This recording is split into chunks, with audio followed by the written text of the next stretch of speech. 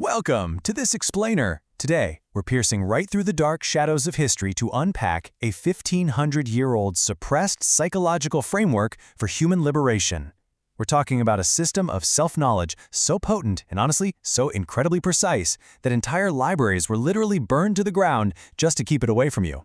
But the fascinating thing is, this isn't just ancient history. It's a living, breathing map of human consciousness, and it was actually radically validated by none other than the legendary psychologist Carl Jung. Okay, let's dive straight into this profound mystery by asking a question that might completely reorient how you view your own suffering and limitations. What if the reality you experience as imprisonment, your anxieties, your constraints, that heavy feeling of being trapped by worldly forces, what if that's actually not the deepest reality?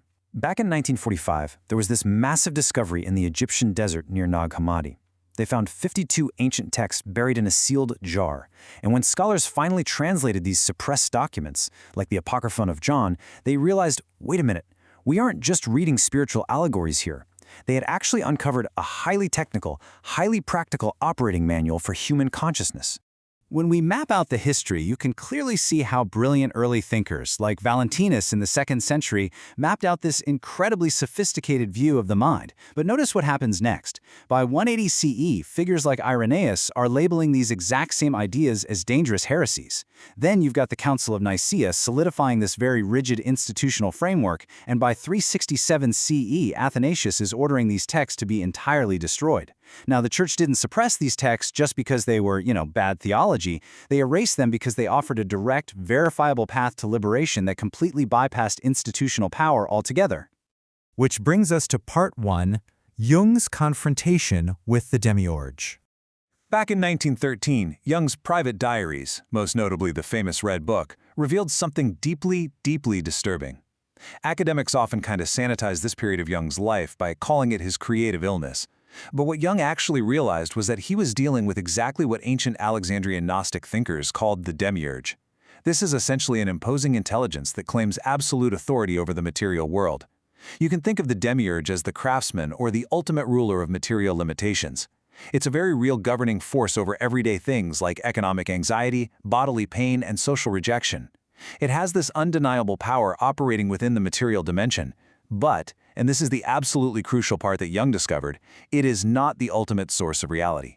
So the real turning point is when Jung, relying entirely on his rational mind and refusing to just blindly submit, asked this entity a single devastating question that completely broke its authority over him. He literally just asked, "Are you the source of awareness itself?" And you know what? The entity couldn't answer. It completely exposed a fundamental limitation. The demiurge can totally govern material reality, sure, but it didn't create and absolutely cannot govern consciousness itself. By asking that specific question, Jung stumbled upon the exact same mechanism the Gnostic teachers had mapped out centuries before him. He discovered that human beings are actually fragments of what they called the monad. This is the pleroma, or the ultimate divine source, the pure, infinite awareness from which all human consciousness actually originates. Basically, our core awareness is temporarily captured in this material form, but it fundamentally outranks the material system's governing rules. You, listening to this right now, are essentially a spark of infinite consciousness navigating a finite maze. Jung basically took this ancient, esoteric, cosmological map and translated it perfectly into his modern psychological concept of individuation. The goal here isn't just to cultivate an ego that occasionally experiences some expanded awareness. No, the actual goal is recognizing that you are the ultimate pre-material self, the monad, and you are merely having the temporary experience of an ego. So let's move right into part 2, the danger to the institution.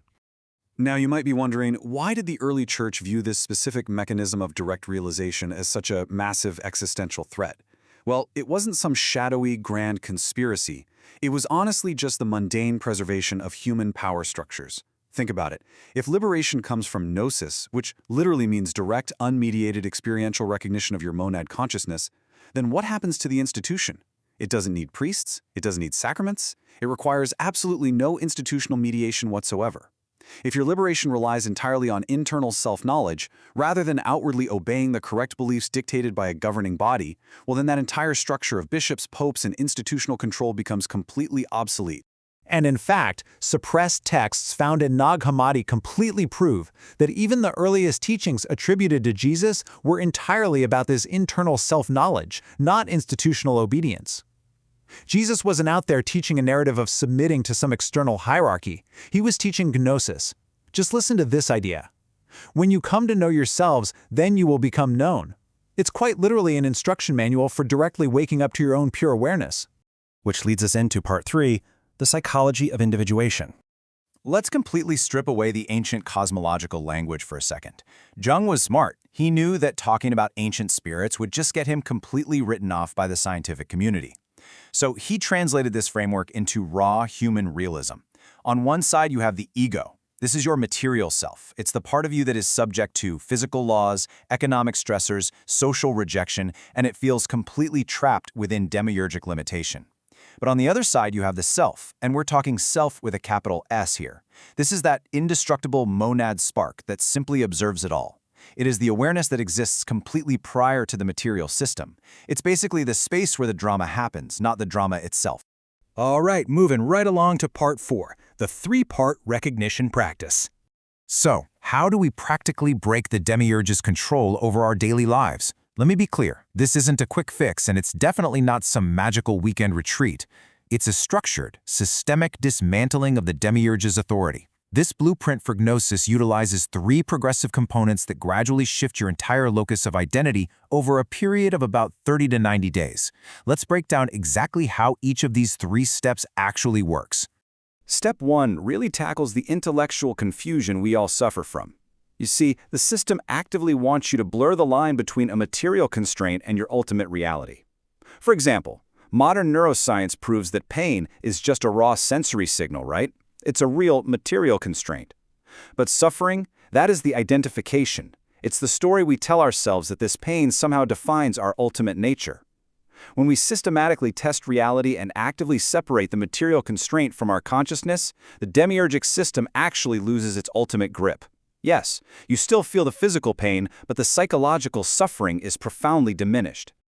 Okay, so let's move to step 2 and see how this builds into real experiential contact. Honestly, this is the hardest part, because our modern culture is utterly addicted to material solidity. Matter just feels so much more real than mind to us. This step asks you to literally sit for 20 minutes daily, close your eyes, and simply notice the sheer presence of consciousness. The trick is, don't look at your thoughts or your emotions, look at the awareness that is noticing them.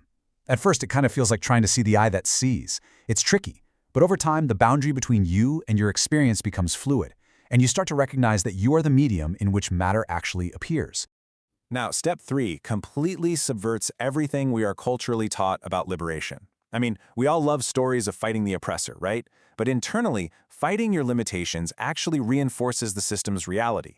By engaging with it, you are actively validating the demiurge's authority over you. Whereas simply seeing through the system, recognizing its mechanism and just saying, I see exactly what you are, that instantly strips away its power over your identity. You stop constantly asking, how do I escape this? And you start asking, what is this, actually? This 4-week timeline maps out the systematic reality testing you really have to endure to move from just intellectual theory to a lived, stable experience. Week 1 is all about relentless recontextualization. Then, week 2 brings in that formal 20-minute awareness practice where, fair warning, you're absolutely going to battle some frustration. Week 3 applies this new recognition directly to your deepest triggers. And finally, by week 4, you begin to integrate these components. You start finding this really amazing new fluidity between the ego navigating the world and the monad just peacefully observing it. I love this realization. It actually comes from a clinical psychologist who was working with severe trauma survivors using this exact framework. After months of practice, right in the middle of a really intensely heavy session, she noticed this. There was awareness present that was just not affected. It wasn't disassociated, but rather profoundly spacious. And this perfectly captures the chiaroscuro effect of this practice. You can actually navigate the deep, raw shadows of human suffering from a single, indestructible beam of spacious light. You're engaging with material reality, for sure, but you are no longer being consumed by it. And finally, part 5, integrating the monad. So, the absolutely crucial point here is how this ancient blueprint transforms your immediate present tense reality. We're not talking about escaping the material world after death, or reaching some distant spiritual high on a mountaintop. It is about right here, right now. The demiurge, the monad, the archons, they aren't just ancient myths or dusty religious allegories. They are a hyper-accurate, verifiable map of the very consciousness you are using to experience this explainer right now. The map is fascinating, absolutely, but the territory is your own awareness in this exact fraction of a second. It is the pure presence listening to my voice right now. So I'll leave you with this. What if the ultimate escape requires no force, no permission, and absolutely no institutional intermediaries? What if it just requires your sustained, honest, undefended attention to the pure presence that is already looking out through your eyes? Are you ready to stop being the trapped character in the story and finally become the awareness that simply notices these words? Because honestly, the recognition has already begun.